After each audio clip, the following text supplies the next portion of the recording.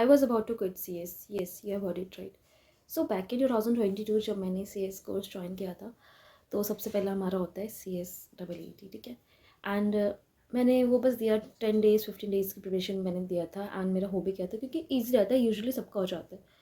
उसके बाद मेरा फर्स्ट अटैम्प्ट मैंने दिया फर्स्ट ग्रुप का दिसंबर 2022 में, एंड मैं फ़ेल हो गई। मैंने कहीं से कोई क्लासेस नहीं ली थी एंड कुछ मार्क्स में फ़ेल हो गई। मतलब मेरा 2 सब्जेक्ट क्लियर था एंड 2 सब्जेक्ट में मैं फ़ेल थी, तो ओवरऑल फ़ेल थी। फिर मैंने वापस अपना अटेम्प्ट दिया जून 2023 में, एंड इस बार मैंने बोथ ग्रुप के साथ दिया था, जो कि मेरी लाइफ़ की सबसे बड़ी मिस्टेक है सीएस जर्नी में। एंड इस बार भी मैं फ़ेल हो गई थी, और इस बार तो मतलब लिटरली मेरे बहुत बुरे मार्क्स आए थे, बहुत ज़्यादा ख़राब मार्क्स आए थे इसमें। और इस टाइम पे मुझे ऐसा लग रहा था कि मैं क्या करूँ? मेरे को ऐसा लग रहा था क्लासेस लूँ, ना लूँ। बट यूट्यूब पे इतना सारा स्टफ़ अवेलेबल है ना, मुझे ऐसा सच कभी यूज़ नहीं होता था क्लासेस का। सब लोग बोलते हैं कि क्लासेस लो, बट मेरे को ऐसा फ़ील होता है कि एग्जीक्यूटिव का तो अब तो काफ़ी ही यूट्यूब पे अवेलेबल है, तो मैंने कोई क्लासेस नहीं ली।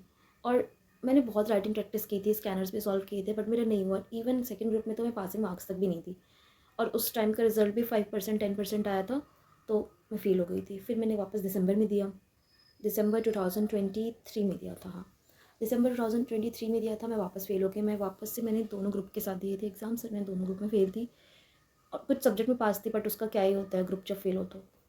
एंड देन मैंने जून 2024 का अटैम्प्ट स्किप किया था। लिटरली 3 अटैम्प्ट मैंने लाइन वाइज दिए थे, मैं तीनों में फ़ेल थी। कुछ भी पास नहीं हो रहा था, कुछ भी क्लियर नहीं हो रहा था। यहाँ तक आते आते 3-4 अटैम्प्ट देने के बाद जो मेरे साथ जिन्होंने सीएस ज्वाइन करा था, सब ने छोड़ दिया था बेसिकली, धीरे धीरे धीरे। तो ऐसा हो रहा था, क्या करूँ, दूँ ना दूँ, दूँ ना दूँ, बहुत ज़्यादा मन में ऐसे डाउट्स आ रहा था।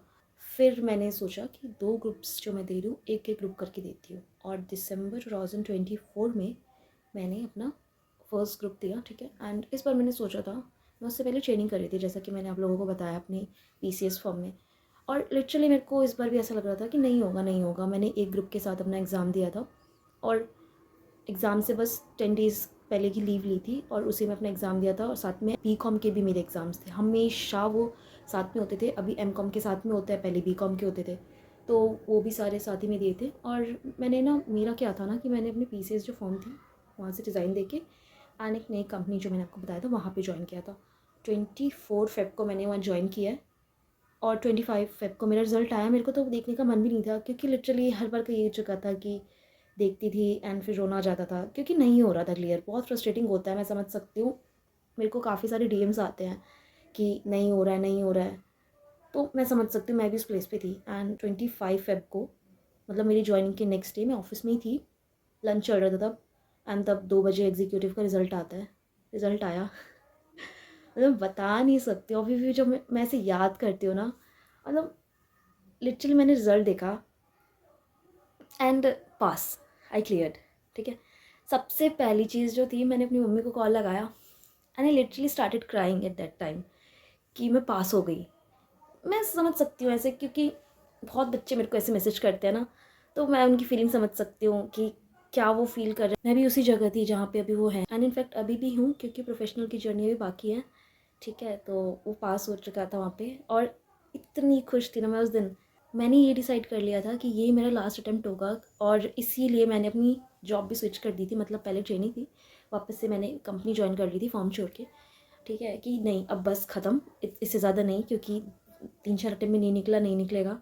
एंड देन जब रिज़ल्ट आया, मैं पास थी, फिर ना एक होप मिल जाती है, ठीक है। एंड वो जो अटैम्प्ट था ना, वो हमारे सीएस एग्जीक्यूटिव के ओल्ड सिलेबस का लास्ट अटैम्प्ट था, ठीक है।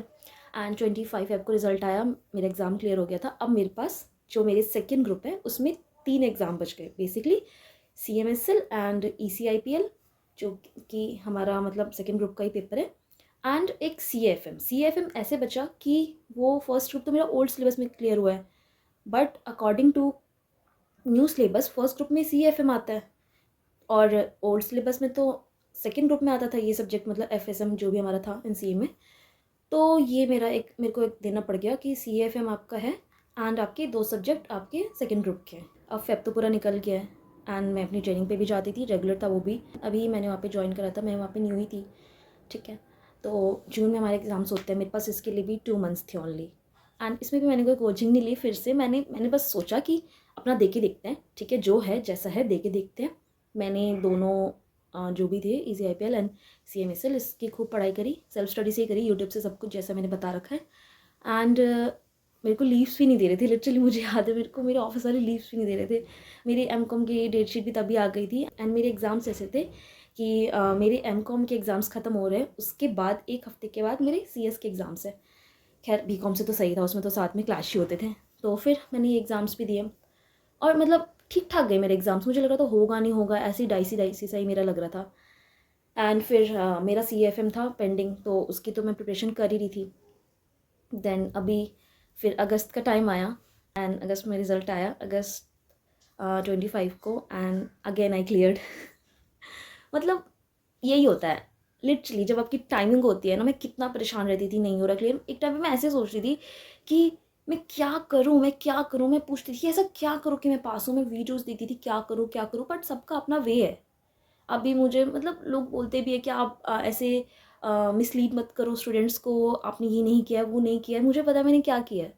अभी मेरा सिर्फ CFM पेंडिंग है। बहुत लोग पूछ भी रहे थे आपका CFM कैसे पेंडिंग है, तो यही रीज़न है CFM पेंडिंग रहने का। एंड बस अभी CFM देके बस एग्जीक्यूटिव क्लियर, तो अभी तक मेरा यही था। बट लिटरली मैंने सोच लिया था कि मैं CS तो छोड़ दूँगी। अभी मेरे पास जो DMs आते हैं कि इतना टाइम हो गया दीदी, या मुझे इतना टाइम हो गया, क्या करूँ कैसे करूँ। तो मैं इनको यही बोलना चाहूँगी, आप अपना ना एक बार अपना बेस्ट दे के देखो। आप अपने अटेम्प्ट में बिल्कुल बेस्ट, मतलब जितना आपके अंदर है आप दे के देखो, जितना पोटेंशियल है, ठीक है। उसके बाद जो हुआ आप उसके बेस पे डिसाइड करो।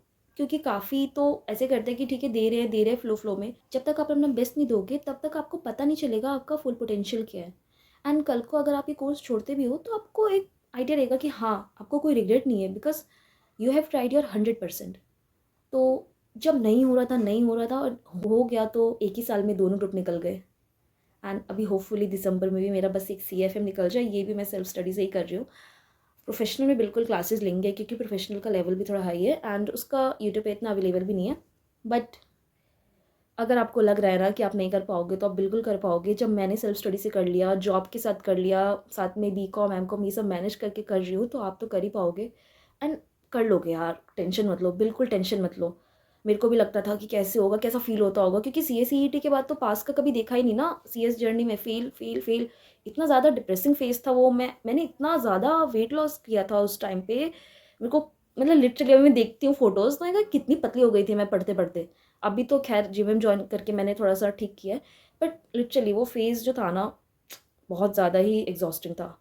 तो अभी आप लोगों के एग्ज़ाम से all the very best for examination and give your 100%। मतलब रिग्रेट नहीं रहना चाहिए कि हमने थोड़ा सा छोड़ दिया, इतनी मेहनत नहीं की और कर सकती थी, ऐसा बिल्कुल रिग्रेट नहीं रहना चाहिए। And also wish me all the best, because मेरा भी एग्ज़ाम है। सो मैं इसी टाइप की वीडियोस अपने चैनल पे बनाती रहती हूँ। सो अगर आपको मेरा कंटेंट पसंद आया तो do subscribe my YouTube channel and hit the bell icon. So that's it for today. मिलते हैं अगले वीडियो में। Bye bye.